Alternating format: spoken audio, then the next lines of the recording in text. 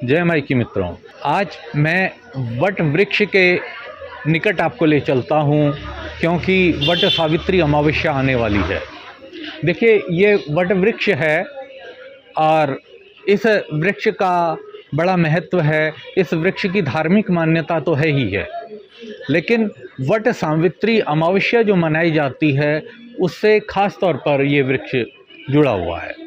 आप लोग जानते होंगे कि माता सावित्री अपने पति सत्यवान को यमराज के मुंह से वापस लेकर आई थी और इसी वृक्ष के नीचे उन्हें जीवनदान मिला था।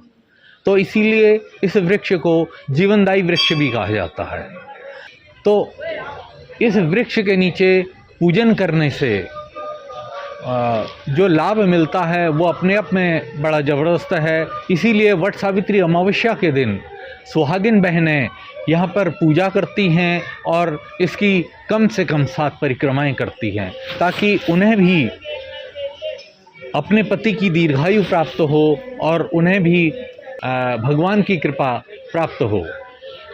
तो ये जो कई सारी चीज़ें इस वृक्ष से जुड़ी हैं वो बड़ी महत्वपूर्ण हैं।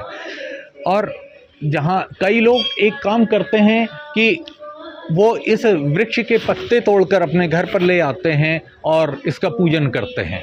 तो मैं ऐसी बहनों को बताना चाहूँगा कि इस वृक्ष को कदापि भी इसके किसी पत्ते को न तोड़ें, क्योंकि जब हम किसी पत्ते को इससे अलग कर देंगे तो इसमें जीवन समाप्त हो जाता है और जीवन समाप्त होने के बाद उसकी पूजा का कोई महत्व नहीं रह जाता। ये अपने मूल स्थान में वृक्ष है। जिन बहनों को इस वट वृक्ष की पूजा करनी हो वो अपने मूल स्थान में आकर पूजा करें। कई लोग कहते हैं कि हमारे परिवार में जाने का नियम नहीं है, तो ऐसे लोगों के लिए मेरा संदेश है कि वो पहले ही वट वृक्ष अपने अपने घरों में लगा कर रखें, गमले में लगा कर रखें और उसका पूजन कर लें। लेकिन किसी प्रतिष्ठित स्थान से वट वृक्ष का पत्ता तोड़कर घर ले जाकर उसका पूजन कदापि न करें, क्योंकि उस पूजन का कोई लाभ नहीं है। वो जस्ट लाइक अ फॉर्मेलिटी है। वो एक ये है कि आपने कर लिया और हो गया, लेकिन उसका लाभ कुछ नहीं है।